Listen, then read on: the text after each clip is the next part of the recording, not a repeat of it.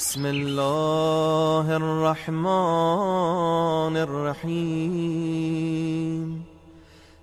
السلام عليكم يا خزان علم الله، السلام عليكم يا تراجمة وحي الله، السلام عليكم يا أئمة الهدى، السلام عليكم يا أعلام التقى، السلام عليكم يا أولاد رسول الله.